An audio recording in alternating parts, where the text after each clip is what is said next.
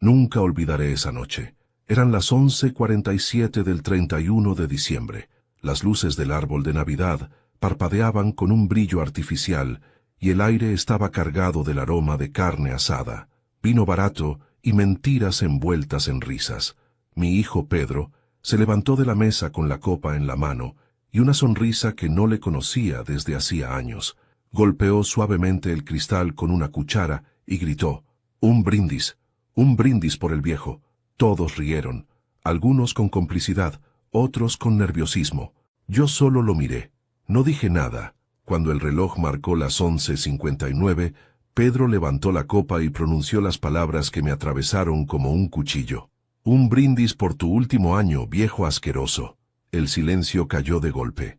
Alguien soltó una carcajada incómoda. Su esposa, Verónica, fingió toser para ocultar su sonrisa, y yo, con las manos temblando, simplemente sonreí. No por resignación, sino porque en ese instante comprendí algo que me tomó toda una vida descubrir. Hay ofensas que no se responden con palabras, sino con decisiones. Pero antes de continuar, me gustaría saber si te suscribiste al canal y si te gustó el video. Esto me ayuda a ver que me apoyas y disfrutas de mis historias. Déjame en los comentarios desde qué ciudad estás escuchando esta historia. Ahora, continuemos. El reloj dio las 12. Los fuegos artificiales llenaron el cielo. Los demás se abrazaban, brindaban, se deseaban felicidad, y yo observaba en silencio, sintiendo cómo algo dentro de mí se quebraba en mil pedazos. Pedro se acercó, fingiendo cariño. «Vamos, papá», dijo con voz pastosa por el alcohol. «No te pongas así. Era solo una broma». Lo miré con una calma que no sabía que tenía. «Claro, hijo, una broma», respondí, como tantas otras. Mi voz fue tan serena que lo desconcertó. Y mientras él volvía a su copa, en mi mente ya se dibujaba el primer trazo de lo que haría después de la medianoche. Esa noche, mientras los fuegos se apagaban y la música comenzaba a desvanecerse, subí despacio las escaleras hasta mi habitación. Cada paso resonaba como una cuenta atrás. En la pared colgaba el retrato de mi esposa, Elena. Sus ojos, dulces y firmes, parecían observarme desde otro tiempo. Le hablé en voz baja como si todavía estuviera allí. «¿Lo viste, amor? El hijo que criamos, el niño que tanto soñamos». Me senté frente al escritorio y abrí la caja donde guardaba mis documentos. Ahí estaban los papeles del banco, las claves, el testamento. Los toqué uno por uno, con cuidado, como quien acaricia el pasado antes de dejarlo ir. No lloré. Las lágrimas son para quienes todavía esperan algo. Yo ya no esperaba nada. Solo quería silencio y justicia. Recordé cuando Pedro era pequeño. Solía correr por el jardín gritando: «Papá, mira lo que hice». Yo dejaba todo para mirarlo, para celebrarlo, para enseñarle que el esfuerzo tiene valor. Le di educación, techo, comida, amor, y él, poco a poco, aprendió que todo lo tenía asegurado. No supe cuándo empezó a verme como un obstáculo, pero aquella noche entendí que mi error fue nunca poner límites a su ingratitud. Esa madrugada, mientras la ciudad dormía, encendí la computadora. El reloj marcaba las 3:00 cuando envié mi primer correo al abogado Márquez. El asunto decía simplemente: «Necesito cambiar mi testamento. Urgente». La casa estaba en silencio. Solo se escuchaba el tic-tac del reloj del pasillo y el crujido de la madera. Afuera, los restos de pólvora flotaban en el aire como un eco del festejo. Me serví un whisky y lo bebí despacio, mirando por la ventana. El reflejo del fuego artificial todavía iluminaba la calle. Pensé en mis nietos, en cómo los vería crecer sin saber quién era realmente su abuelo. Pensé en Pedro, en lo ciego que estaba por su orgullo, y pensé en mí, en el hombre que había permitido ser humillado sin levantar la voz. Pero ya no más. A las 5 de la mañana, cuando el amanecer empezaba a pintar el cielo de gris, bajé al comedor. Las copas seguían sobre la mesa, las migas de pan, las botellas vacías. Tomé la copa con la que Pedro había brindado y la observé contra la luz. El cristal estaba manchado de vino seco. La levanté y susurré: «Por ti, hijo, por todo lo que perdiste, sin darte cuenta». Luego la dejé caer. El sonido del cristal rompiéndose fue el primer paso de mi venganza silenciosa. Al mediodía, cuando Pedro despertó con la resaca del exceso, yo ya había salido de casa. Le dejé una nota sobre la mesa. «Gracias por el brindis, hijo. Tenías razón. Este será mi último año, pero no el tuyo como crees. Papá. Conduje hacia el centro, respirando hondo. Por primera vez en muchos años, no sentía peso en el pecho. Sentía claridad, una calma peligrosa, de esas que solo se sienten antes de un cambio irreversible. El viento entraba por la ventanilla del coche, y en mi cabeza solo resonaba una frase: los que no valoran aprenden cuando ya no queda nada que tomar. Esa fue la primera vez que sonreí de verdad en mucho tiempo, y también la última vez que vi a mi hijo sin miedo. La mañana siguiente tenía un aire raro, como si el mundo entero hubiera envejecido de golpe conmigo. El sol se filtraba entre las cortinas, pero no traía calor, solo luz, una luz pálida, fría, que dejaba al descubierto el desastre de la noche anterior. Copas vacías, platos con restos de comida, risas muertas. El eco del brindis aún resonaba en mis oídos, más fuerte que los fuegos artificiales. Bajé las escaleras con paso lento. El reloj marcaba las 10. Pedro dormía todavía en la habitación de invitados, con el cuerpo tirado sobre la cama y el alma en otro lugar. Por un momento pensé en despertarlo, pero no para hablar. Quería verlo abrir los ojos y entender que algo había cambiado para siempre. Fui hasta la cocina. El olor a vino mezclado con perfume barato me revolvió el estómago. Puse café, ese café fuerte que siempre tomaba cuando necesitaba pensar con claridad. Y ahí, en ese silencio tan espeso que podía cortarse con un cuchillo, recordé algo que mi padre me dijo cuando yo tenía 20 años. Hijo, el respeto que das regresa, pero el que permites que te quiten, nunca vuelve. Lo entendí tarde, sí, pero aún estaba a tiempo de actuar. El teléfono vibró en mi bolsillo. Era un mensaje del abogado Márquez. Don Francisco, puedo recibirlo a las 4. Asunto delicado, supongo. Respondí con un simple sí, y urgente. Guardé el teléfono, respiré hondo, y me miré en el reflejo del microondas. Vi un rostro cansado con arrugas que ya no dolían, sino que contaban. Vi los ojos de un hombre que había amado demasiado, y que por eso había sido pisoteado. Esa mañana supe que mi amor por mi hijo ya no sería el mismo. No porque lo odiara, sino porque había aprendido que el amor sin respeto se convierte en humillación. Cuando Pedro bajó, ya pasado el mediodía, lo hizo con una sonrisa cansada y los ojos hinchados. «Buenos días, viejo», dijo sirviéndose agua sin mirarme. «¿Dormiste algo?» «Un poco», respondí. «Ayer», se rascó la cabeza, nervioso. «Ayer me pasé con la broma. Estaba tomado», asentí. «Sí, no lo tomes en serio, ¿quieres?», agregó dándome una palmada en el hombro. «A veces digo estupideces». Lo miré en silencio. Él esperó una reacción. No la tuvo. «¿Ya está el almuerzo?», preguntó. «No tengo hambre». Se encogió de hombros y fue al refrigerador. Su desinterés dolía más que sus palabras. Ni una disculpa sincera, ni un atisbo de vergüenza. Solo el mismo aire de superioridad que lo envolvía desde que empezó a ganar más dinero que yo. Cuando se fue, cerré la puerta con cuidado. No la golpeé. El ruido hubiera sido innecesario. A veces, el silencio pesa más que cualquier grito. Pasé la tarde revisando documentos. Tenía una carpeta guardada desde hacía años con todo lo que había construido. Ahorros, inversiones, pólizas, propiedades. Nada era enorme pero suficiente para una vida tranquila. Y todo, absolutamente todo, estaba a nombre mío. Eso me dio calma. Calma y poder. Porque comprendí que al final, quien calla no siempre pierde. A veces está calculando. Saqué una libreta y comencé a escribir. No planes de venganza, sino cuentas claras. Lo que tenía, lo que podía mover y lo que debía proteger. Cada número era un ladrillo en el muro que empezaba a construir entre Pedro y mi vida. A las 3:30 me vestí con mi mejor abrigo, el mismo que Elena me había regalado en nuestro último aniversario antes de morir. Ella siempre decía que me hacía parecer un hombre de decisiones. Y esa tarde, por primera vez, supe que tenía razón. El camino hacia la oficina del abogado fue tranquilo. El tráfico era ligero y el cielo gris. Mientras conducía, mi mente repasaba los años perdidos. Recordé cuando Pedro me pidió dinero para su primer negocio y cómo vendí mi reloj favorito para ayudarlo. Recordé también cuando le presté para su casa y cómo nunca devolvió un centavo. Recordé sus palabras cuando murió su madre. Ahora solo quedas tú, viejo. No me falles. Y ahí estaba el resultado. Él me falló primero. El despacho del abogado Márquez olía a madera y tabaco. Me recibió con una sonrisa amable. Don Francisco, qué gusto verlo. El gusto será mío si todo sale como quiero. Nos sentamos.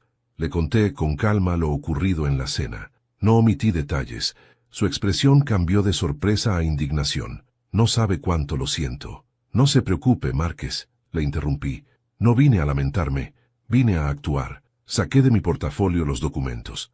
Quiero congelar mis cuentas, todas, temporalmente, indefinidamente, y necesito un nuevo testamento. Márquez levantó la vista, serio. ¿Está seguro de eso, don Francisco? Nunca estuve más seguro de nada. Él asintió sin discutir. Sabía que cuando un hombre llega a mi edad con ese tono en la voz, no hay vuelta atrás. Salí del despacho con el corazón liviano. El sol ya se ocultaba, tiñendo el cielo de naranja. Por primera vez en años, sentí que recuperaba algo que había perdido. Mi dignidad. El viento soplaba frío, pero no me molestaba. Era el viento del cambio, de la justicia. Cuando llegué a casa, encontré un mensaje en mi teléfono. Era Pedro. Papá, se me bloqueó la tarjeta. ¿Tú sabes algo? Sonreí. La primera ficha había caído. Apagué el teléfono y me serví otro whisky. Lo levanté hacia el retrato de Elena y murmuré, por ti, amor, por fin. Descansaremos tranquilos. Esa noche dormí sin sueños. El silencio fue mi mejor compañía, y aunque afuera los vecinos celebraban el nuevo año, yo sabía que el mío ya había comenzado mucho antes, justo cuando decidí no callar más. Dicen que el tiempo cura todo, pero no es verdad. El tiempo no cura, solo enseña a convivir con lo que duele, a esconder la herida detrás de una sonrisa, a decir, estoy bien, mientras por dentro uno se desmorona. Aquella noche, después de bloquear las cuentas y cambiar el testamento, no pude evitar mirar hacia atrás, no para justificar a mi hijo, sino para entender en qué momento el amor que le di se transformó en desprecio, porque ningún hijo nace ingrato, se hace, poco a poco, con cada gesto que los padres dejamos pasar. Pedro nació en un invierno frío, uno de los más duros que recuerdo. Yo tenía apenas 26 años y Elena, 24. No teníamos dinero, pero teníamos ilusión. Cuando lo sostuve por primera vez, juré que haría todo lo que estuviera en mis manos para que nunca le faltara nada. Y cumplí esa promesa aunque me costara la espalda, las manos y los años.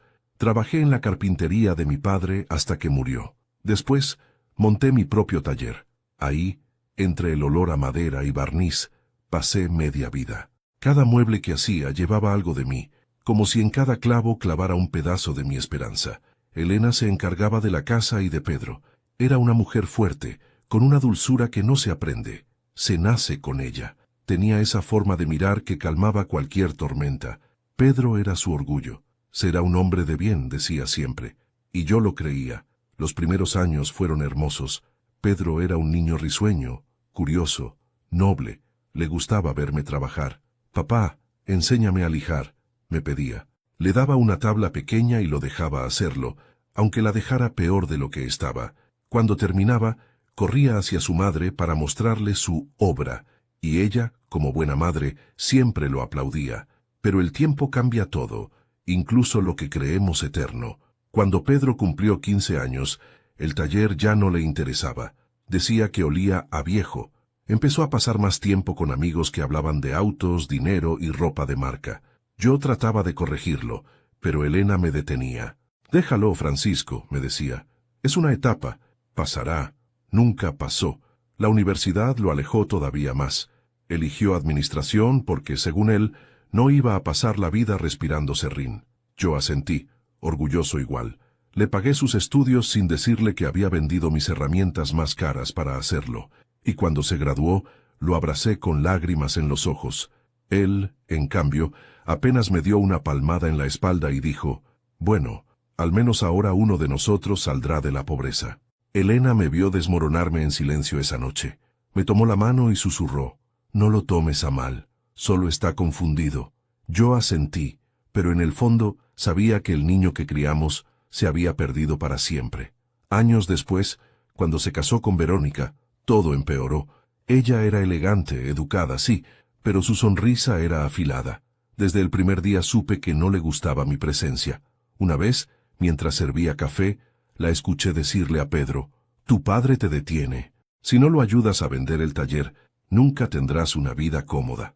Él no respondió, pero tampoco la corrigió. Elena enfermó poco después. Cáncer. Se fue apagando lentamente como una vela que arde hasta el final sin hacer ruido. Pedro apenas venía a visitarla. Siempre tenía una excusa. El trabajo, los viajes, los compromisos. Elena, incluso en su dolor, lo defendía. Está ocupado, Francisco. No lo juzgues. Yo guardaba silencio, pero por dentro gritaba. La noche en que murió me pidió algo que nunca olvidé. Prométeme que no dejarás de amarlo. Claro que no, respondí con lágrimas en los ojos. Es mi hijo. Entonces no lo castigues, pero tampoco lo permitas todo. ¿Por qué me dices eso? Porque lo conozco. Cerró los ojos, y con esa frase se la llevó el viento. Después de su muerte, la casa se volvió un eco. Pedro me visitaba solo cuando necesitaba dinero. Nunca preguntaba cómo estaba, ni si comía bien.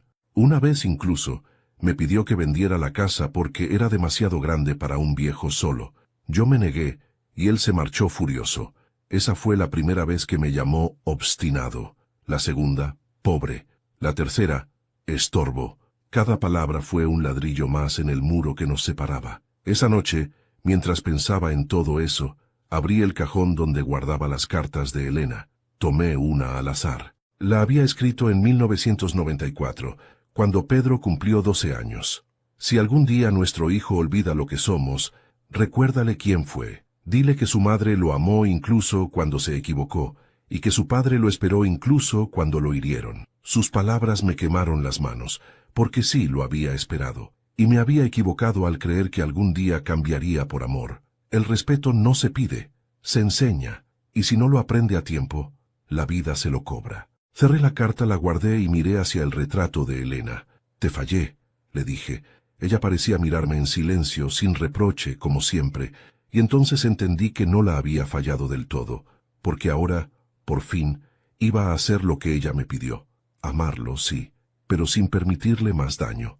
Tomé mi abrigo, apagué la luz y me fui a dormir. Sabía que el amanecer siguiente traería la primera llamada de un hijo desesperado, y cuando llegara ese momento, mi voz no temblaría. El amor había terminado su turno. Ahora comenzaba la lección. La puerta del despacho del señor Márquez se dio con el mismo chirrido de siempre, ese susurro de madera vieja que anuncia confidencias. Me recibió de pie, con la corbata ligeramente suelta, y el mismo olor a tabaco rubio que me acompañó durante media vida de trámites. Don Francisco, dijo, siéntese.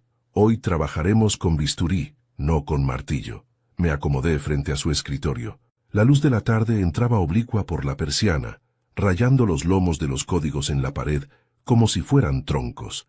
Saqué la carpeta, títulos, claves, libretas, una carta amarillenta de Elena y una lista escrita a mano, con mi caligrafía paciente de carpintero. Quiero 3 cosas, dije. Él alzó una ceja. Le escucho. Primero, congelar el acceso a todas mis cuentas y tarjetas, incluso las secundarias. Segundo, crear una estructura para que ninguno de mis bienes dependa de la buena voluntad de Pedro. Tercero, rehacer mi testamento. Márquez juntó las puntas de los dedos. Haremos más que eso. Extendió un cuaderno y dibujó un esquema. Cuentas corrientes, depósitos a plazo, una inversión olvidada que seguía generando intereses mínimos, el seguro de vida que había renovado sin leer la letra chica. Aquí, fideicomiso irrevocable, señaló. Aquí, cesión en vida de la mitad de la casa de la playa que compró hace 15 años y nunca usa. ¿Para quién?, pregunté. Para quien usted elija, respiré. Para nadie con mi apellido, si no pasa la prueba. Márquez no preguntó cuál. Intuyó que venía de una herida. Habrá resistencia, advirtió. Me han resistido años de silencio, respondí. Esto va a ser fácil. Firmé la primera instrucción, restricción de transferencias, encriptación de claves y notificación al banco de que solo aceptarían movimientos presenciales con mi firma y mi palabra. ¿Está seguro de ir al extremo?, dijo. Estoy seguro de volver a mirarme al espejo sin vergüenza. Luego vino el testamento. La palabra pesaba como un yunque, pero la sostuve con serenidad. Quiero que la mitad de mis bienes vayan a la Fundación Esperanza Velázquez, dije, y usar el apellido fue como encender una vela en la oscuridad. ¿Objeto social?, preguntó el abogado. Acompañar ancianos que, como yo, fueron dejados en la puerta de sus propias casas. Comida, cama, medicación, escucha. Perfecto, asintió. ¿Y la otra mitad? Miré la carta de Elena, la que había elegido traer, con su letra de maestra. La otra mitad queda en un fideicomiso bajo una condición. ¿Cuál? Que Pedro me pida perdón, con actos. Márquez sonrió con el borde de la boca. Defínalo. 1 año de servicio semanal en la fundación, 8 horas, registro de asistencia, evaluación del equipo y una visita mensual a un anciano en situación de abandono, que no sea paciente de la casa. Si lo cumple, tendrá su parte. Si no, se la quedará la fundación. El abogado tomó nota con una meticulosidad casi litúrgica. Habrá apelaciones, dijo. Entonces habrá archivo. Pasamos a los bienes que no figuraban en la memoria de nadie. El pequeño taller que aún conservaba en arriendo, con sus bancos de trabajo cicatrizados, la camioneta vieja, un lote baldío donde Elena había querido plantar naranjos. Quiero que el taller no muera, pedí. Páselo a la fundación como aula oficio, que los jóvenes aprendan un trabajo, que eligen su orgullo, que claven su impaciencia. Se puede, confirmó. Lo llamaremos Aula Elena. Márquez levantó la vista. Ahora, hablemos de su casa. Miré mis manos. Mi casa no se vende, no mientras respire, pero quiero blindarla. Si alguna vez alguien intenta declararme incapaz o presionarme, la propiedad se convertirá automáticamente en bien de uso exclusivo hasta mi muerte. Nadie podrá desalojarme. Hay figuras para eso, dijo. Las escribiremos con candado. Hicimos una pausa. El reloj de pared marcó las 5. El abogado me ofreció café. No, dije, prefiero agua. Me conviene la claridad. Volvimos al papel. Incluí un detalle que me quemaba en la lengua desde la noche del brindis. Deje constancia de que nadie, salvo yo, puede ordenar pagos a nombre mío, ni mi hijo, ni su esposa, ni un amigo del banco, y que cualquier intento será notificado a la fundación y a usted. Con gusto, respondió. Ah, y una última cláusula. Si fallezco, quiero que se lea una carta. ¿Ya la tiene? Saqué el sobre. La escribí anoche. No es una venganza, es una radiografía. Firmamos, tinta, nombres, timbres. Cada golpe del sello era una tabla que encajaba. La carpintería del alma tiene el mismo ruido que la legal. Seco, preciso, inevitable. Salí del despacho con la carpeta bajo el brazo y una ligereza que no sentía desde que Elena respiraba a mi lado. En la vereda el viento traía olor a lluvia. Miré el cielo como se mira a un juez. Gracias, murmuré sin saber a quién. Tal vez a mí mismo. De regreso a casa pasé por el taller alquilado. Entré. El polvo bailaba en columnas de luz. Pasé la mano por el banco de trabajo y el serrín me pintó de pasado. Tomé una madera y tracé una línea, recta y sobria. Hacer, escribí con lápiz. Porque hay palabras que solo sirven si empujan. Sonó el teléfono. Era Pedro. No atendí. Dejé que la llamada se ahogara contra la madera. Minutos después, un mensaje. Viejo, el banco no me reconoce como autorizado. ¿Hiciste algo? Metí el móvil en el bolsillo. La paciencia también es un instrumento.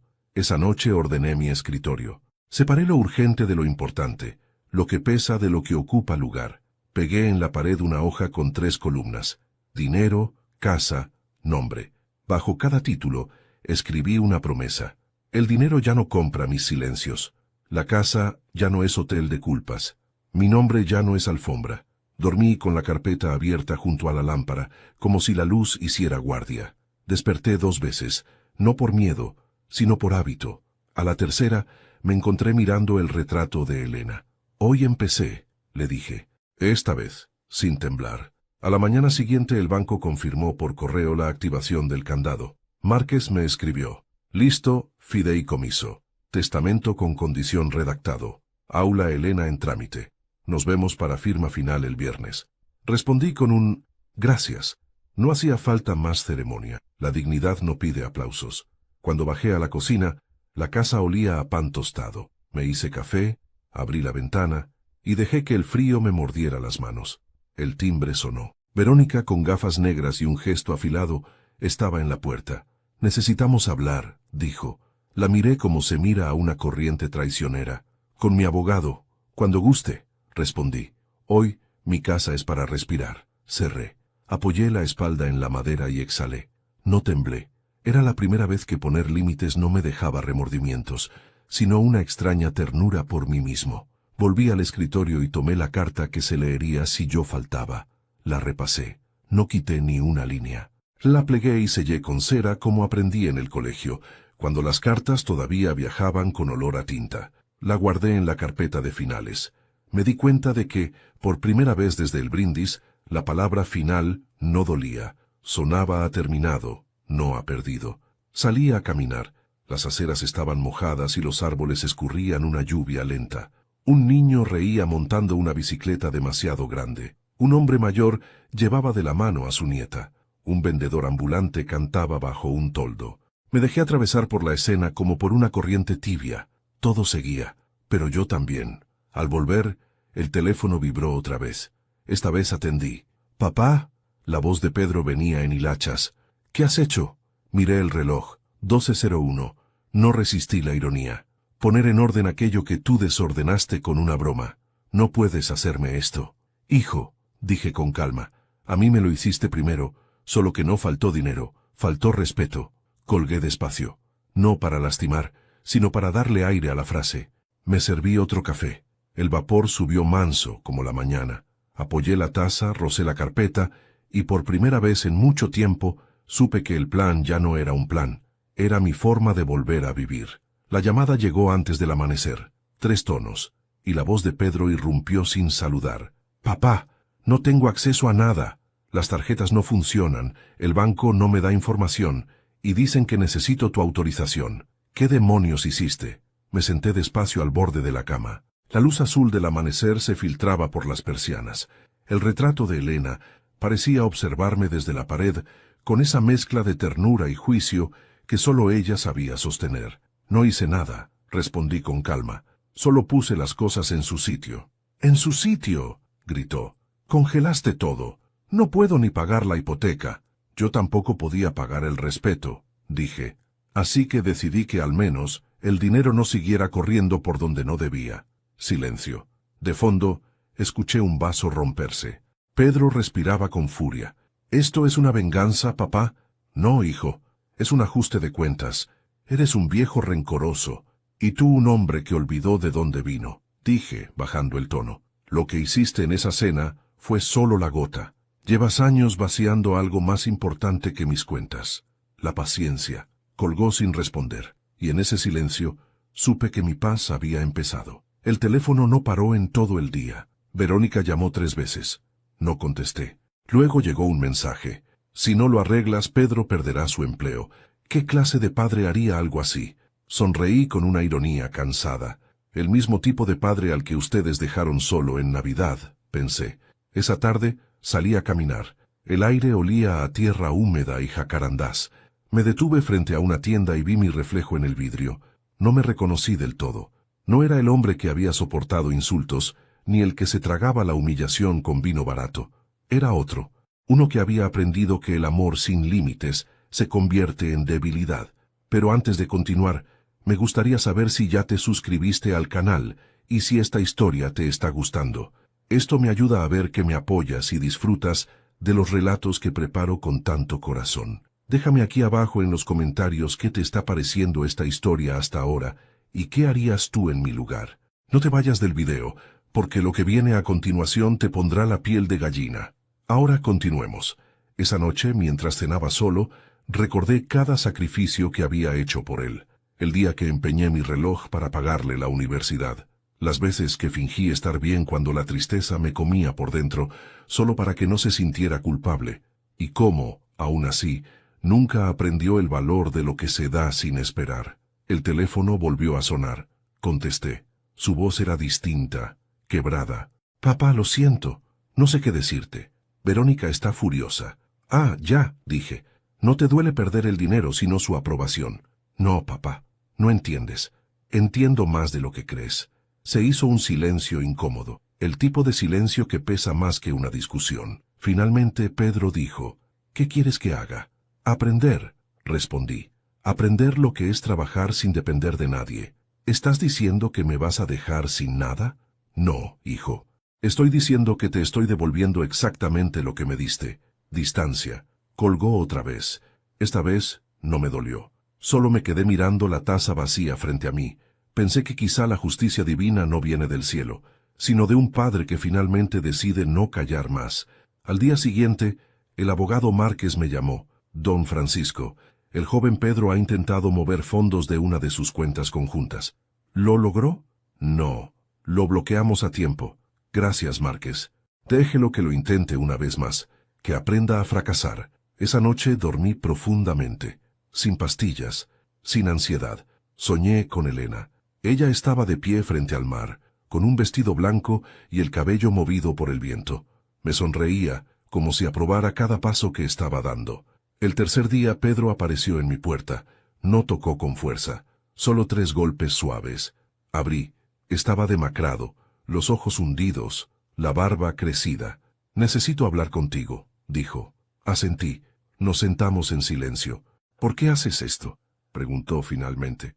«Porque ya lo hiciste tú. Yo solo no pensé que te lo tomarías así. No te lo tomaste tú, Pedro. No te tomaste la vida de nadie en serio, ni la mía, ni la de tu madre». Él bajó la mirada. «No hables de mamá», dijo casi suplicando. «Ella estaría de acuerdo conmigo». «No, no lo estaría». «Entonces mírate, hijo. ¿Qué ves? Un hombre desesperado. Y yo veo a un niño que todavía cree que todo se compra». Pedro se levantó furioso. «Te estás vengando, papá.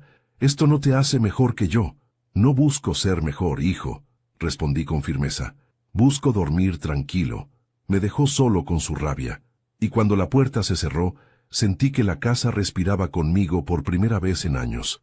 Esa noche abrí la caja donde guardaba el reloj que alguna vez fue de mi padre. Lo sostuve en la mano. Seguía funcionando. Las manecillas avanzaban sin prisa, como recordándome que el tiempo no detiene a nadie, pero sí pone a cada uno en su lugar. Me serví una copa de vino y brindé solo, mirando el reflejo de la luna sobre el cristal. «Por la dignidad», dije en voz baja, «por el viejo asqueroso, que finalmente dejó de tener miedo. El orgullo tiene un sonido particular cuando se rompe. No hace ruido como un vaso ni estalla como un trueno. Se quiebra por dentro, silenciosamente, hasta que solo queda el eco del vacío». Y eso fue lo que vi en los ojos de mi hijo una semana después de aquella conversación. Un vacío que ya no intentaba disimular. Era martes cuando el abogado Márquez me llamó temprano. «Don Francisco, su hijo ha intentado nuevamente mover fondos». «¿Con ayuda de alguien?». «Sí, un conocido suyo del banco, pero lo rechazaron». «Gracias por avisarme», dije. «No lo denuncie, déjelo que aprenda». Colgué y me quedé mirando por la ventana. En la calle, una pareja discutía junto a un coche. El hombre gritaba, la mujer lloraba, y el viento se llevaba las palabras. Pensé que, en el fondo, el orgullo es igual. Siempre termina hablándole a la nada. Esa tarde, Pedro me llamó. La voz le temblaba, pero trataba de sonar firme. «Papá, necesito que me devuelvas el acceso al dinero». «¿Para qué?». «Tengo cuentas que pagar». «Yo también las tuve, hijo, y nadie las pagó por mí». «No entiendes, es urgente». Lo urgente fue aprender el respeto, y eso no lo hiciste. Silencio. Respiró fuerte. «Verónica me echó. Dice que soy un fracasado». Entonces por fin ve lo que yo veía. «No hables de ella». «La respeto, Pedro. Al menos ella fue honesta en su desprecio. Tú ni eso». Cortó sin despedirse. Yo apoyé la cabeza en la silla y suspiré. A veces, castigar no duele en el gesto, sino en el corazón de quien lo impone. No había placer en verlo caer, solo una tristeza inmensa como si castigara al niño que alguna vez soñé que sería. 2 días después, el timbre sonó a media tarde. Era Pedro. No traía traje ni corbata esta vez. Llevaba una mochila vieja, la barba descuidada y los ojos rojos. «¿Puedo entrar?», dijo sin mirarme directamente. «Pasa». Caminó hasta el comedor. Se quedó de pie, observando la mesa donde años atrás celebrábamos cada Navidad. «He perdido mi empleo», confesó con voz ronca. «Lo lamento». «No te burles, papá». «No lo hago. Lamento que haya tenido que llegar a esto para entender lo que valía». Se sentó, hundido en sí mismo. Verónica me bloqueó el teléfono. Dice que me busque la vida. «¿Y piensas hacerlo?», pregunté. «No tengo otra opción». «Eso es un comienzo». Él me miró confundido. «¿No vas a ayudarme?». «Ya lo hago, hijo. Te estoy dejando caer lo suficiente para que aprendas a levantarte solo». Se levantó furioso. «Siempre fuiste así, ¿sabes? Frío, incapaz de demostrar cariño». No confundas cariño con permisividad. Tú solo me enseñaste a obedecer, a callar, y tú me enseñaste a arrepentirme de no haber sido más firme. ¿Eso crees que es amor, papá? No, es consecuencia. La voz se le quebró. Te odio. Eso es bueno, dije con calma. Significa que al menos todavía sientes algo. Golpeó la mesa, giró sobre sí mismo y se fue. La puerta se cerró con un golpe seco. Yo me quedé mirando la taza de té que se había enfriado. El vapor se había ido, pero el aroma seguía ahí, como los recuerdos. Esa noche no pude dormir. Me senté en la mecedora y miré las sombras proyectadas por la lámpara. Pensé en Elena, en cómo habría manejado ella todo esto. Seguramente con ternura, con esa paciencia que solo ella tenía. Yo no era como ella. Nunca lo fui. Miré el retrato sobre la chimenea. Perdóname, amor, susurré. No sé si estoy haciendo lo correcto, pero al menos estoy haciendo algo. El retrato parecía responderme con esa calma que tanto me faltaba. Al día siguiente, fui a la fundación que estábamos creando con Márquez. El lugar aún olía a pintura fresca. Había cajas con ropa, colchones nuevos, estufas por instalar. Un grupo de voluntarios jóvenes organizaba donaciones. Entre ellos, una chica de unos 25 años me ofreció una sonrisa. ¿Usted es el señor Velázquez? Sí. Mi abuelo siempre hablaba de usted. Dijo que le enseñó a hacer sillas. ¿De veras? Sí. Dijo que nunca conoció a alguien que trabajara con tanto amor por lo que hacía. Sus palabras me golpearon en el pecho como una caricia. Hacía años que nadie me hablaba así. Ese día entendí que uno no muere cuando el corazón se detiene, sino cuando deja de servir a alguien más. Esa noche, Pedro me llamó otra vez. Papá, dijo con la voz seca, estoy quedándome sin nada. Tal vez así encuentres lo que realmente te falta. ¿Y qué es eso? Vergüenza y humildad. Colgó, pero no con rabia, con resignación. Me quedé un rato mirando el teléfono, pensando en cómo el orgullo puede vaciar una casa más rápido que cualquier ladrón. El dinero se recupera. La dignidad no siempre. Fui hasta el taller viejo, ese rincón que aún conservaba mi olor y mis herramientas. Encendí la luz amarilla, tomé un pedazo de madera y comencé a lijar sin pensar. El sonido era hipnótico, constante, como una oración. Lijar, soplar, volver a lijar. Así se curan las heridas invisibles. El polvo se posaba sobre mis manos como nieve. Cada trazo era una forma de volver a empezar. Y mientras trabajaba, supe que la historia aún no había terminado. Pedro tenía que tocar fondo, y cuando lo hiciera, recién entonces entendería. Guardé las herramientas, apagué la luz y miré el banco de trabajo. Sobre la madera había escrito sin darme cuenta una frase con el dedo: el silencio también enseña. Sonreí, porque al fin y al cabo, eso era lo que yo había hecho toda mi vida, enseñar en silencio. Solo que ahora, por primera vez, el silencio tenía propósito. Y en medio de la soledad más profunda, descubrí algo que me estremeció. No estaba castigando a mi hijo, estaba devolviéndole la oportunidad de convertirse en un hombre. Hay noches en las que el pasado no golpea la puerta, se sienta a los pies de la cama y te mira en silencio esperando que lo reconozcas. Esa fue una de esas noches. El viento golpeaba los postigos y cada sonido parecía venir de otro tiempo. Intenté dormir, pero la mente no entiende de descanso cuando el corazón se llena de ecos. Fui hasta el salón y encendí la chimenea. El fuego chispeaba lento, iluminando los retratos que colgaban en la pared. Ahí estaba Pedro, con apenas 6 años, sonriendo con los dientes torcidos y la camisa fuera del pantalón. Elena lo abrazaba desde atrás, y yo sujetaba la cámara. Era una imagen sencilla, pero contenía todo lo que fuimos: amor, esperanza y una promesa de futuro que, sin saberlo, nunca cumpliríamos. Me senté frente a ese fuego y dejé que los recuerdos salieran, uno tras otro, como si alguien hubiera abierto una caja vieja que guardé por demasiado tiempo. Recordé la primera vez que Pedro me llamó papá.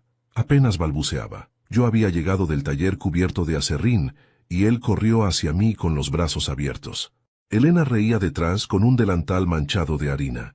Aquel papá salió torcido, imperfecto, pero fue la palabra más hermosa que escuché en mi vida.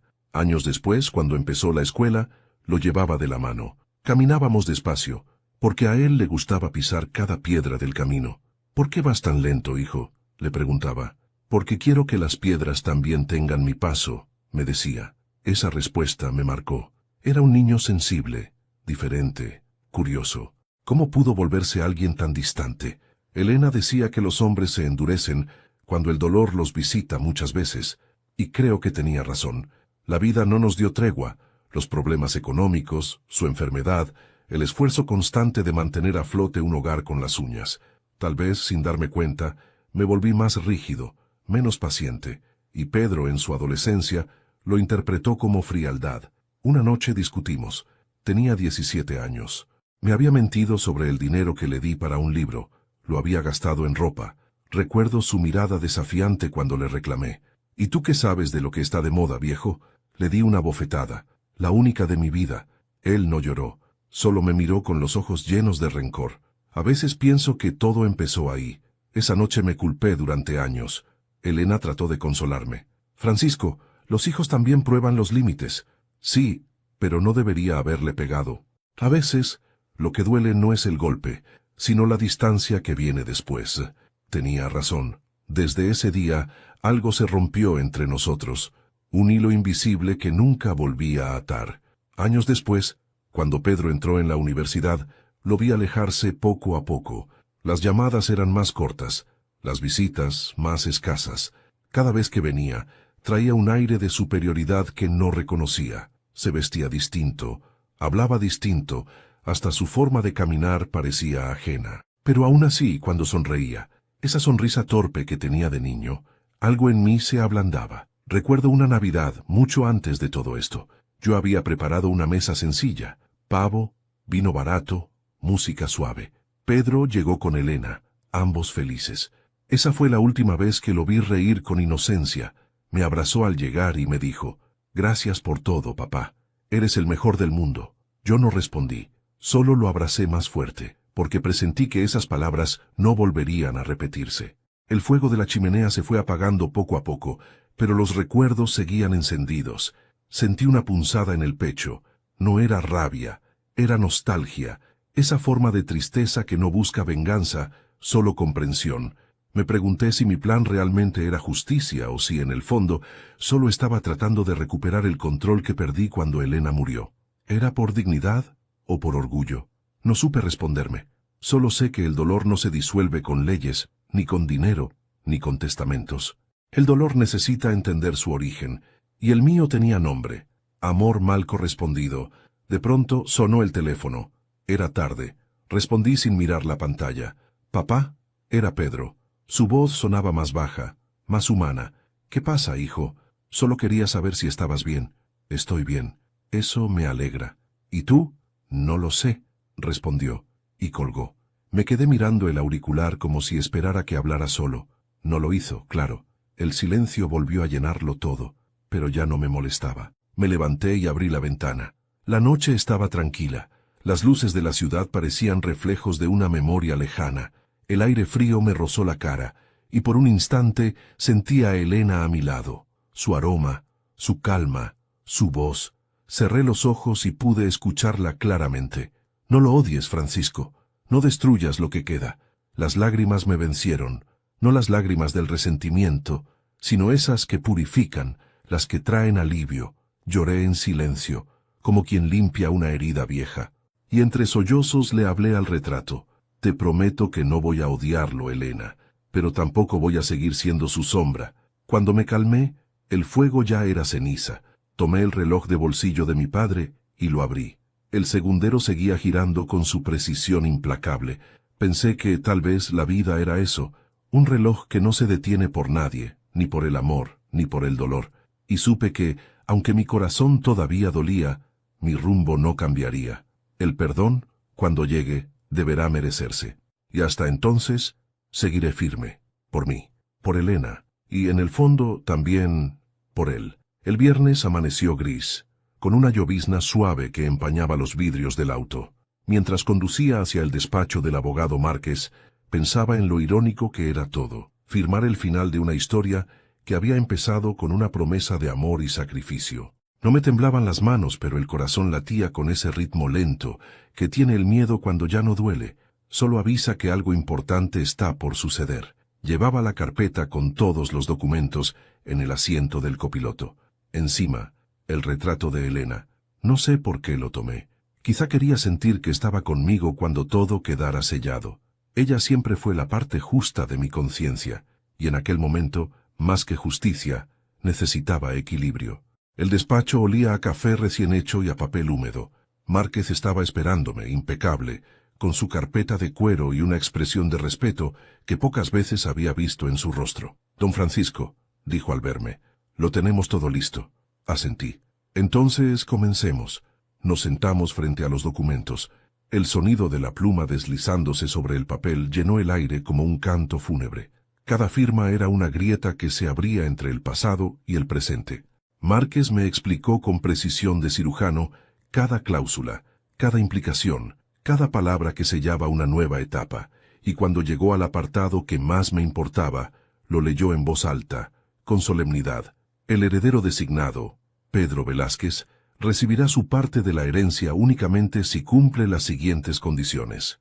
Prestar servicio voluntario en la Fundación Esperanza Velázquez durante un año completo, sin remuneración alguna. Atender personalmente, al menos una vez por semana, a un residente sin familia reportando su progreso. Conservar buena conducta durante el periodo establecido.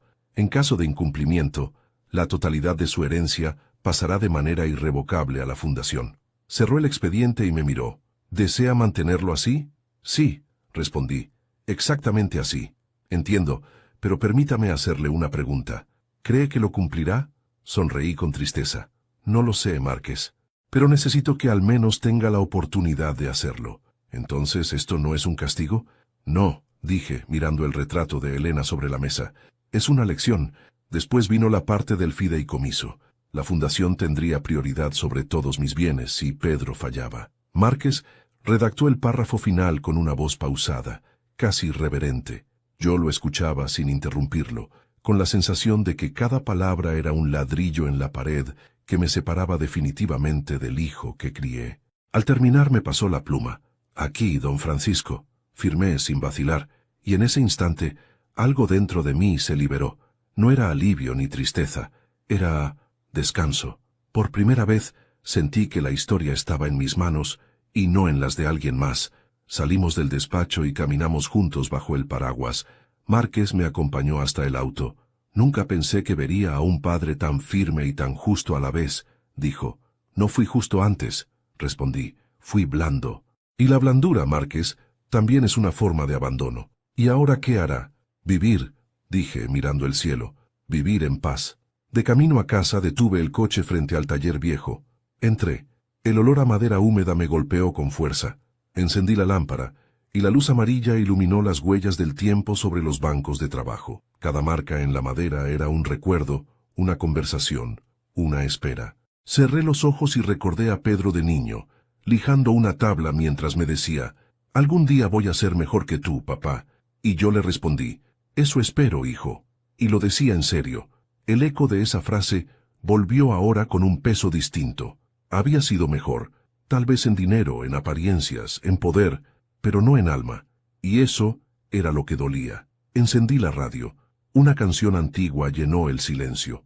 Era la misma que Elena solía tararear mientras cocinaba. Por un momento el taller volvió a estar lleno de vida. La vi frente al fogón, sonriendo. Vi a Pedro corriendo entre los muebles, con las manos manchadas de pintura. Y me vi a mí mismo, más joven, más ingenuo, más vivo. Las lágrimas me encontraron sin avisar, pero esta vez no las rechacé. Las dejé caer, porque a veces llorar no es rendirse, sino reconocer que uno también fue parte del error. Esa noche, Márquez me llamó para confirmar que el documento había sido registrado. «Ya está hecho, don Francisco». «Gracias. ¿Se siente mejor?» «No mejor, pero más en paz». «Eso ya es algo». Colgué y me quedé mirando la carpeta sobre el escritorio. Encima, la carta que escribí para que se lea después de mi muerte. La tomé en las manos. No la abrí. Solo pasé los dedos por el sobre, imaginando el día en que Pedro la leería.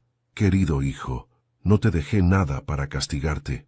Te dejé lo que más necesitas, tiempo para encontrar al hombre que perdiste cuando empezaste a avergonzarte de quién eras. No quiero que me recuerdes con culpa, sino con aprendizaje. El dinero va y viene. Pero el respeto se gana o se entierra con uno. Cuando aprendas eso, hijo mío, habrás heredado más que cualquier fortuna. Tu padre, Francisco. Doblé el papel de nuevo y lo guardé. No sabía si él algún día entendería esas palabras, pero al menos ya estaban escritas. Era mi manera de decirle lo que mi voz no pudo. Me asomé a la ventana.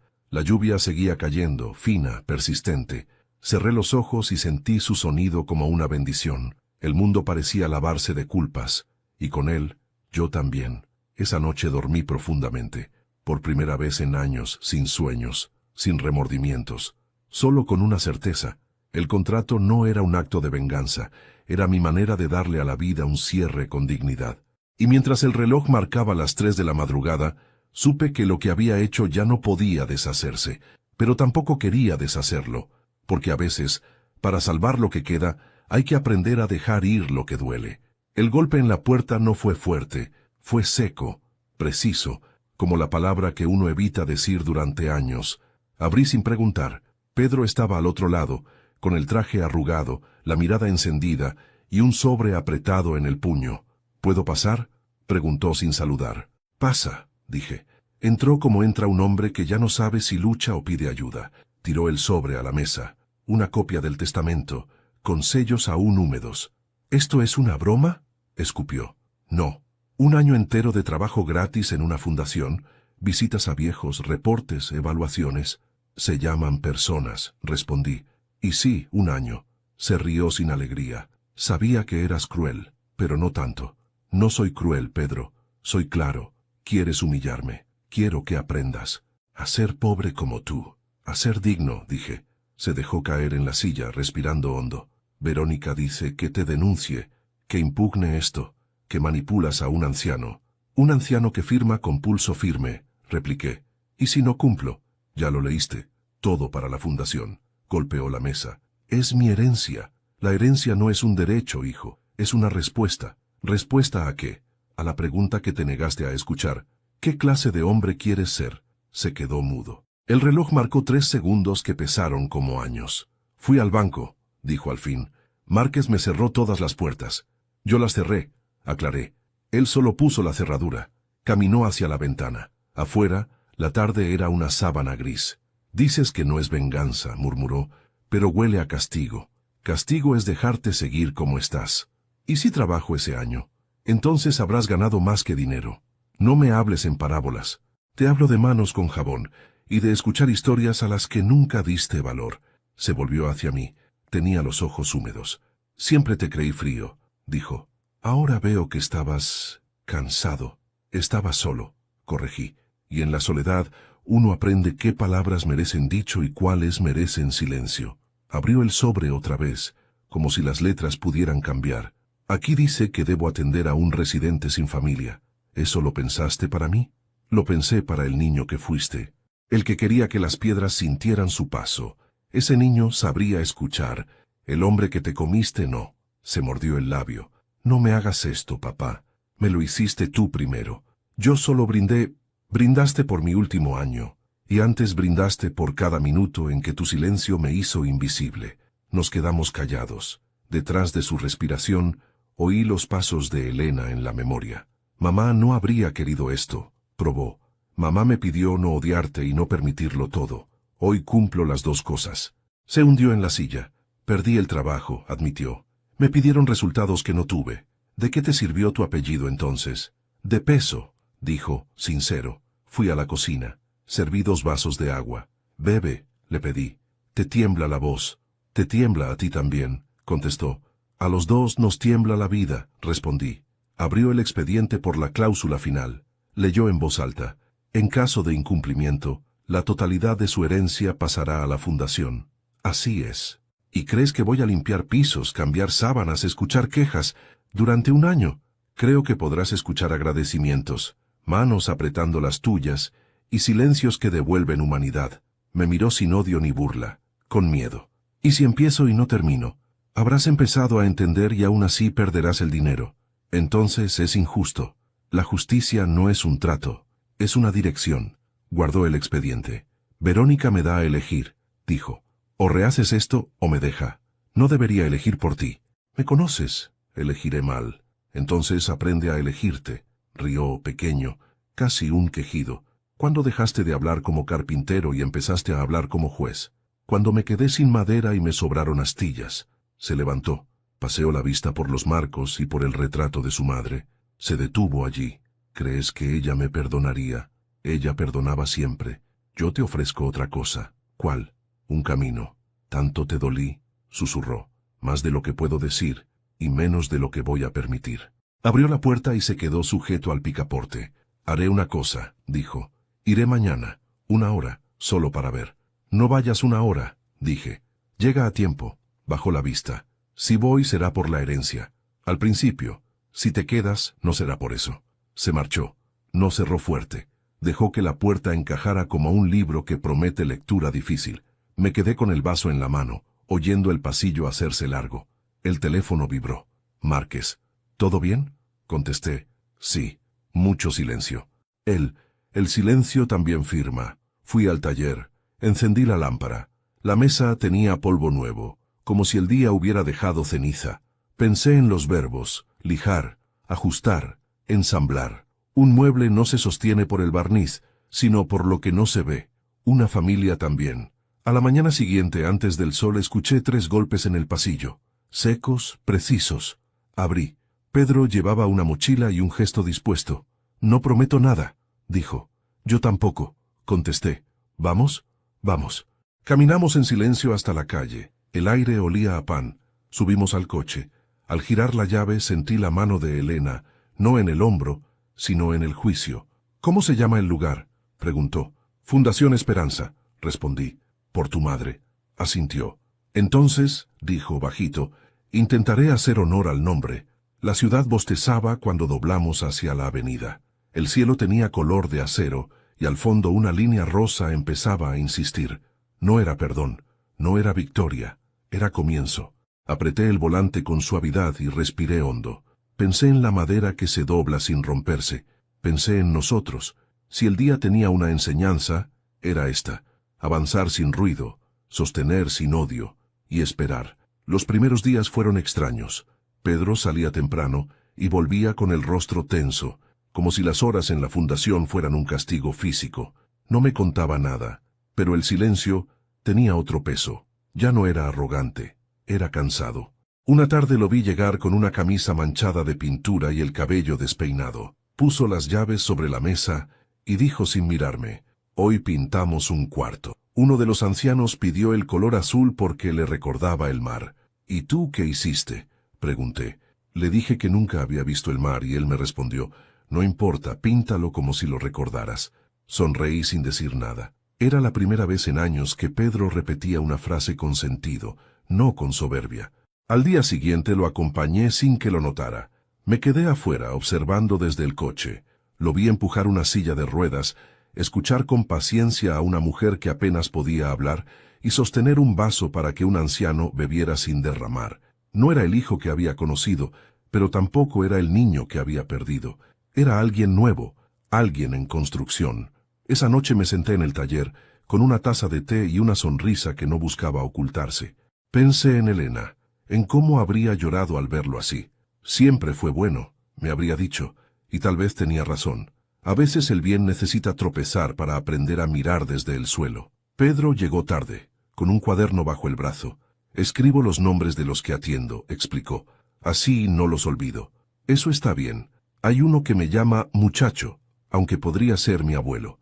Tal vez quiere recordarte que aún puedes ser joven», le dije. Sonrió. Fue una sonrisa corta, tímida, pero sincera, y esa sola mueca valió más que todo el dinero que había perdido. Al acostarme, miré el techo y sentí una calma que no conocía. No porque todo estuviera resuelto, sino porque por fin algo había empezado a sanar. Comprendí que no existen castigos eternos ni heridas sin aprendizaje. A veces la justicia no está en lo que uno quita, sino en lo que ayuda a encontrar. Y aquella noche, antes de dormir, pensé que quizá el perdón no se dice con palabras, se demuestra lentamente, como una puerta que vuelve a abrirse después de muchos inviernos. Me dormí con esa imagen. El sonido del viento se mezcló con una voz que juraría era la de Elena, susurrando entre sueños: «Ya está, Francisco, Ya está. El invierno llegó sin pedir permiso, cubriendo las calles con ese silencio que solo las estaciones frías saben imponer. Desde mi ventana veía caer la nieve con una lentitud casi compasiva, como si el cielo quisiera disculparse por tanto frío. Pedro seguía cumpliendo con su trabajo en la fundación. Ya no me hablaba mucho, pero su silencio había cambiado. Ya no era distancia, era calma. A veces lo veía pasar frente a mi casa con su abrigo gastado y una bufanda que reconocí al instante. Era mía, de los años en que Elena aún cosía. Nunca le pregunté por qué la usaba. Quizá porque las respuestas que importan ya no necesitan palabras. Una tarde de enero, Márquez vino a visitarme. Traía un sobre en la mano y esa mirada que evita dar malas noticias. Don Francisco, tengo que decirle algo, empezó. ¿Qué ocurre? Su hijo tuvo un accidente. El mundo se detuvo. Sentí como el aire se espesaba y por un momento creí que el corazón se me detenía también. ¿Dónde está?, pregunté apenas. En el hospital central. Cayó de una escalera mientras cambiaba un foco en el ala norte de la fundación. No esperé más. Me puse el abrigo y salí. La nieve me golpeaba la cara, pero no la sentía. Solo oía el eco de mis pasos y el murmullo del viento. En mi mente se mezclaban imágenes de mi hijo de niño, de joven, de hombre, y en cada una de ellas algo dentro de mí se rompía un poco más. Cuando llegué al hospital, lo vi dormido, con el rostro pálido y un vendaje en la cabeza. Una enfermera me explicó que había perdido el equilibrio mientras trataba de ayudar a un anciano a colgar una foto. ¿Una foto?, pregunté. Sí, respondió. Dijo que quería que el hombre viera a su esposa cada mañana al despertar. No pude contener las lágrimas. Pedro, el mismo que alguna vez se avergonzó de mí, ahora colgaba retratos de amor para otros. Me senté junto a su cama. El monitor marcaba el ritmo lento de su respiración. Le tomé la mano, áspera y con grietas, como las mías. No te vayas, hijo, susurré. Aún no hemos terminado de hablarnos. Pasaron 2 días. Pedro despertó con una mueca de dolor. Papá, murmuró, estoy aquí. ¿Por qué viniste? Porque los padres no necesitan invitación para amar. Intentó sonreír, pero le dolía. Creí que no volverías a hablarme, y yo creí que tú nunca aprenderías a escuchar. ¿Crees que lo hice? Creo que estás en camino. Se quedó mirando el techo, como si buscara respuestas allá arriba. El hombre de la foto murió antes de que pudiera verla colgada, dijo con voz temblorosa. Entonces se fue sabiendo que alguien lo intentó. Eso basta. Los días siguientes fueron lentos, pero distintos. Pedro hablaba menos de dinero y más de personas. Me contó historias de la fundación, del viejo Ernesto que tocaba guitarra sin cuerdas, de la señora Blanca que rezaba por todos, incluso por los que la olvidaron. Yo lo escuchaba en silencio, orgulloso, y al mismo tiempo herido, por no haber estado ahí desde el principio. Una noche, mientras la nieve caía otra vez, me dijo algo que nunca olvidaré. Papá, creo que ahora entiendo por qué hiciste todo esto. ¿Por qué, entonces? Porque querías que me viera como eras tú, y no como te imaginaba. No respondí. Solo le apreté la mano. A veces el silencio es la única respuesta digna. Cuando le dieron el alta, lo acompañé de regreso a casa. Al entrar, miró el taller. ¿Puedo volver a trabajar contigo?, preguntó. Siempre pudiste, respondí. Se acercó al banco de madera y tocó las herramientas, una a una. Las limpió con cuidado, como si fueran reliquias. Luego me miró y dijo, he pasado años buscando respeto afuera, cuando el verdadero estaba aquí, y yo pasé años esperando un hijo, cuando lo que necesitaba era aprender a dejar que el hombre en que te convertiste llegara por sí solo. Nos miramos largamente. El tiempo, por un instante, pareció detenerse entre el sonido del viento y el olor a madera. Esa noche preparé té, como solía hacerlo Elena. Pedro y yo nos sentamos junto a la ventana, mirando la nieve caer. ¿Recuerdas cuando mamá decía que el invierno limpiaba el alma?, preguntó. Sí, y que solo los corazones tibios podían sobrevivirlo. Entonces sobrevivimos, dijo con una sonrisa cansada. Sí, hijo, respondí, sobrevivimos. Antes de dormir, fui al estudio y abrí la carpeta del testamento. La miré largo rato. Pensé en quemarla, pero no lo hice. El contrato seguiría siendo un símbolo, no una amenaza. Pedro debía terminar lo que empezó, no por la herencia, sino por él. Al cerrar la carpeta, vi el retrato de Elena. Ya está, le dije. Lo lograste. y por primera vez en muchos años sentí que su ausencia ya no dolía, solo acompañaba. Apagué la luz, y mientras el reloj marcaba la medianoche, comprendí que aquel invierno no era el último. Era el primero en el que ambos, mi hijo y yo, aprendíamos a vivir sin reproches, y en ese silencio blanco, la vida volvió a tener sentido. El año pasó más rápido de lo que imaginé, no porque los días corrieran, sino porque por primera vez los miraba con gratitud. Pedro había cumplido cada punto del contrato. No solo lo cumplió, lo honró. La fundación se había transformado, las paredes tenían color, los jardines estaban cuidados y en las habitaciones se oían risas. Los voluntarios hablaban de él con respeto. Decían que el hijo del fundador no pedía privilegios, que comía con todos y trabajaba más que nadie. Una mañana, Márquez vino a verme con una sonrisa. Don Francisco, su hijo ha completado el año. Según el documento puede acceder a la herencia. Lo sé, respondí, pero quiero que la reciba de mi mano. ¿Quiere que prepare los papeles? No, Márquez. Esta vez no habrá papeles. Esperé a Pedro en el taller. Era un día templado, de esos que anuncian la primavera. El aire olía a madera nueva y a café recién hecho.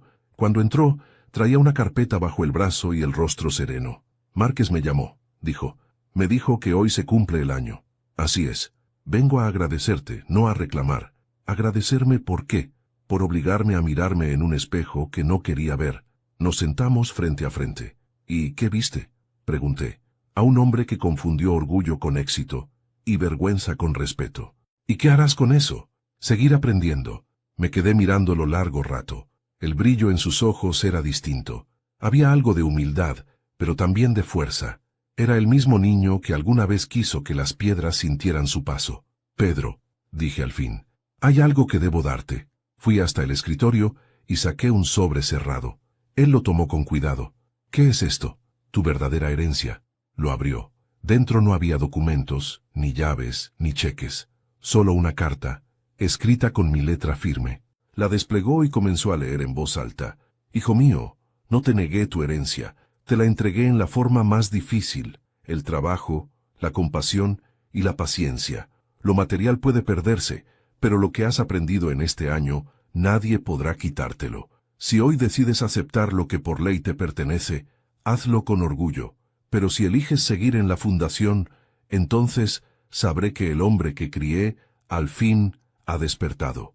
En cualquiera de los dos caminos, ya ganaste. Con amor, tu padre, Francisco. Cuando terminó de leer guardó silencio. Solo se escuchaba el sonido de los pájaros afuera. Sus ojos estaban húmedos, pero no lloraba. Me miró con una calma que nunca le había visto.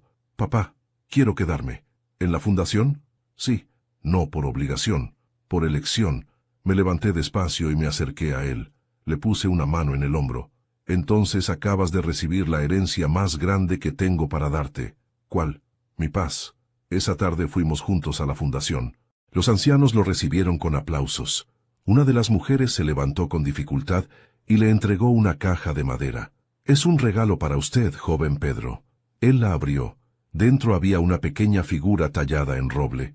Era un árbol con raíces profundas y ramas extendidas. Dice el señor Ernesto que lo talló usted, don Francisco, dijo la mujer. Así es, respondí. Lo hice hace años, cuando aún creía que mis raíces estaban secas. Pedro me miró y sonrió. Entonces, este árbol es nuestra historia. Exactamente, dije, con raíces viejas y hojas nuevas. Al caer la tarde, el sol pintaba el cielo con tonos dorados. Nos sentamos en el banco del jardín sin decir nada. A veces, el silencio entre padre e hijo es el idioma más puro que existe. Pedro rompió el silencio. ¿Sabes qué aprendí este año? Dímelo, que el amor no se hereda, se aprende. Y tú, papá, me enseñaste de la forma más dura, pero también más honesta. No respondí. Solo le di una palmada en el hombro, y en ese gesto supe que todo estaba dicho. Esa noche, al volver a casa, abrí el viejo cajón donde guardaba mis recuerdos. Allí estaban mis herramientas, el reloj de mi padre y una foto de Elena. Le hablé en voz baja, como quien reza sin fe, pero con esperanza. Lo lograste, amor. Nuestro hijo ya no se avergüenza de sus raíces. Apagué la lámpara y miré el techo. Por primera vez, el silencio de la casa no me pesaba. Era un silencio lleno, completo, como un libro que al fin puede cerrarse. Pasaron los días. Pedro continuó en la fundación, pero ahora como coordinador. Sus manos, que antes solo conocían teclados y relojes caros, se acostumbraron al olor del jabón, del pan recién hecho, del esfuerzo sin recompensa. Una mañana lo vi salir con un grupo de jóvenes voluntarios. Cargaban cajas con comida y mantas. Cuando pasó frente a mi ventana, me saludó con la mano, y esa simple señal me bastó para entender que todo valió la pena. Al final, comprendí algo que debí saber desde el principio. No se hereda el dinero, se hereda el ejemplo, y cuando un hijo aprende a amar desde la gratitud, el linaje continúa, aunque los apellidos se borren. Mientras el sol se ocultaba detrás del taller, me quedé mirando el árbol que habíamos plantado juntos.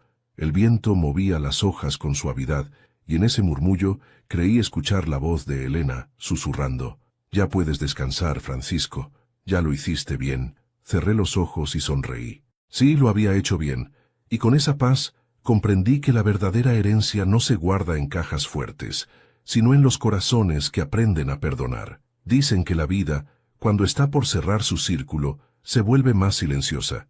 Y es verdad, ya no necesito levantar la voz para ser escuchado.